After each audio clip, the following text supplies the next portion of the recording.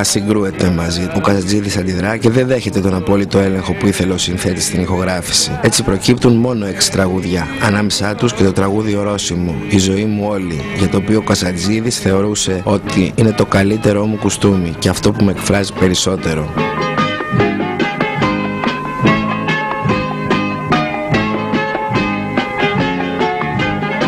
Σε μια συνέντευξή του στο Λευτέρη Παπαδόπουλο είχε πει αργότερα ο Άκης Πάνου: όλους τους τραγουδιστές να τους βάλουμε σε ένα καζάνι, μισό Καζατζίδη δεν βγάζουν.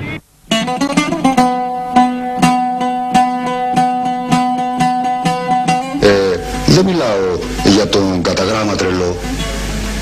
Μιλάω για αυτό που έχει τις ιδέες τις δικές του και που εσύ επιμένεις να του τις αλλάξεις, θέλεις να του τις αλλάξεις.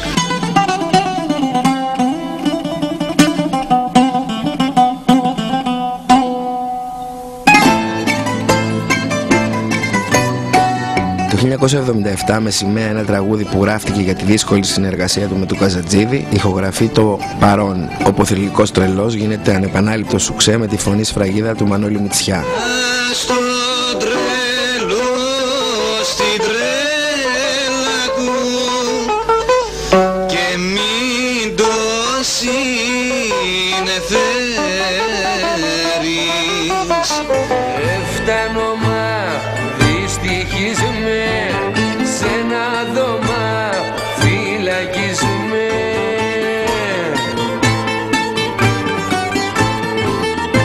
Το 1982 έρχεται ο εμπορικότερος του δίσκος «Θέλω να τα πω» με ερμηνευτή τον Γιώργο Νταλάρα. Έφτανω σε ένα δωμά που να ξαπλώ να πλησίζω.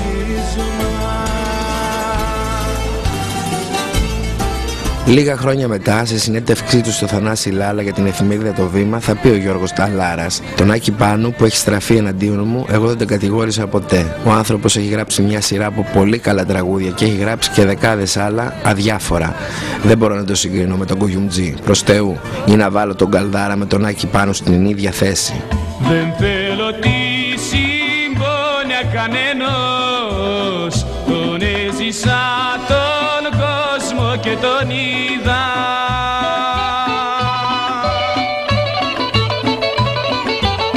Κι είναι η καρδιά μου μαύρο. Το 1983 ο Λάμπρος Καρελάς μαζί με τα παιδιά από την Πάτρα ανακαλύπτουν ξανά το «Δεν θέλω τη συμπόνια κανενός».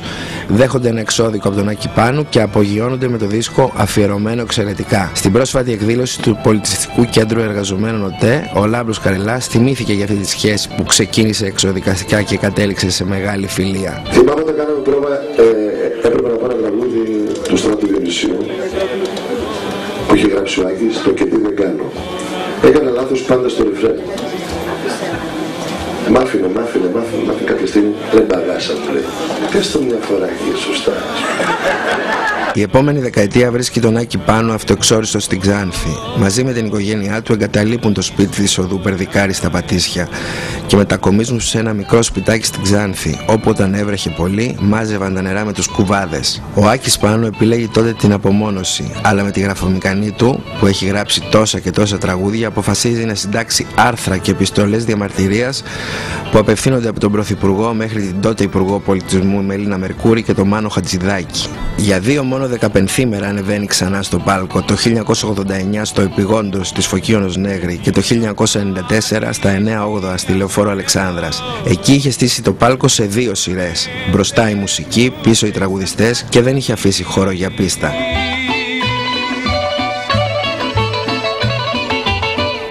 Ακόμα κι η γυναίκα π' αγαπώ, ακόμα κι η καλύτερη μου φίλη.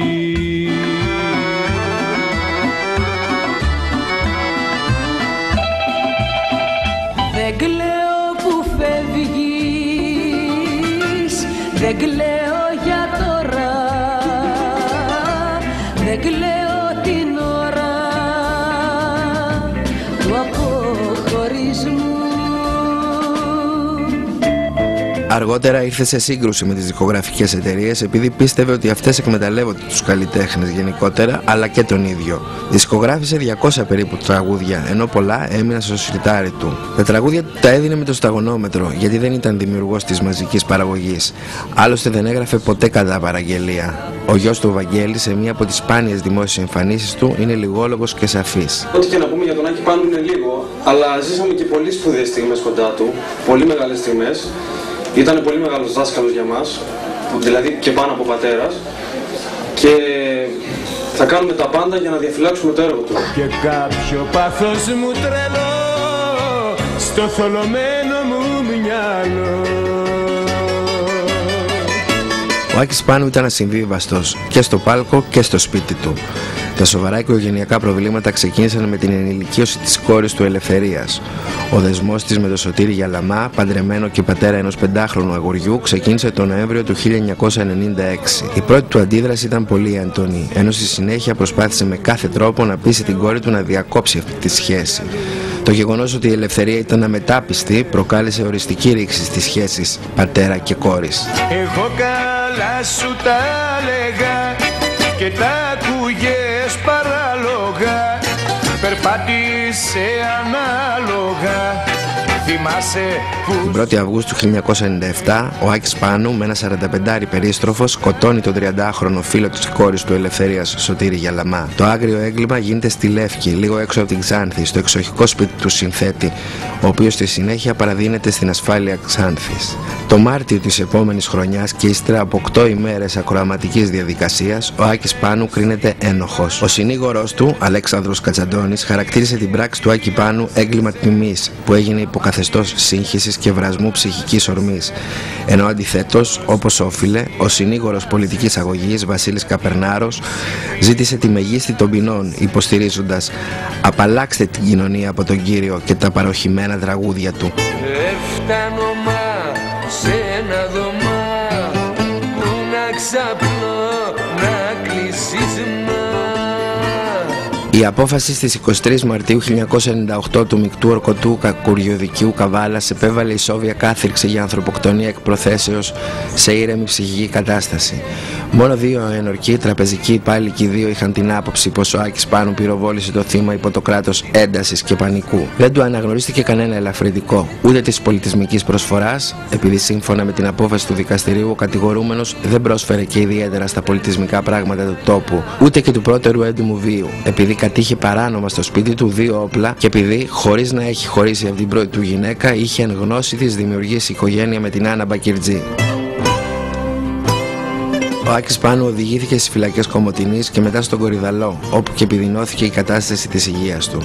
Στις 19 Απριλίου 1999, το πρώτο τριμελές πλημελιωδικείο Πειραιά διέταξε 5μηνη αναστολή της ποινής του, λόγω προβλημάτων με την επάρατη νόσο. Τα προβλήματα όμως δεν ενστάλησαν και ο καρκίνος στο πάγκρεας το κατανίκησε στις 7 Απριλίου 2000. Ήταν 67 ετών. Η πιο μεγάλη ώρα είναι τώρα, η ώρα που γεννιέται η ζωή. Πριν λίγες μέρες η γυναίκα του Άννα Μπακυρτζή, που ζει πλέον μαζί με την κόρη της στην Ελευθερία και την εγγονή της στην Κρήτη, ανακοίνωσε στην εκπομπή της Μπίλια Τσουκαλά μια πραγματικά σημαντική είδηση. Μια είδηση που αφορά τους 2 γιους της, τον Βαγγέλη και τον Δημήτρη, και ανέκδοτα τραγούδια του πατέρα τους. Σε αυτό το συνοθήλευμα της εποχής ο Άκης δηλώνει παρόν για άλλη μια φορά και θα δηλώνει πάντα όταν είναι η κατάσταση τέτοια που εμείς κρίνουμε, γιατί αυτό μας είπε. Όποτε κρίνεται ότι τα πράγματα είναι μαλλιά κουβάρια, γίνεται, το λύνεις και δεν λύνεται, θα βάζεις κάποια πράγματα. Είναι τώρα η ώρα που μου σβήνει. Ο Άκης Πάνου ήταν άνθρωπος σκληρός και μοναχικός. Συντροφιά του είχε το σκύλο του, το Σαραβάκο, αφού ήταν φανατικός Παναθηναϊκός. Έπινε πολύ, έπαιζε χαρτιά στο καζίνο, δεν πολύ μιλούσε, ήταν βαρύς και εγωιστής, όπως έλεγαν οι γείτονες. Είμαι αναρχικός με την πραγματική έννοια του όρου και όχι του βιτρινοθράφστη. Έχω δικό μου κόμμα, του οποίου είμαι ιδρυτής, αρχηγός και μόνος οπαδός, έλεγε ο ίδιος για τον εαυτό του.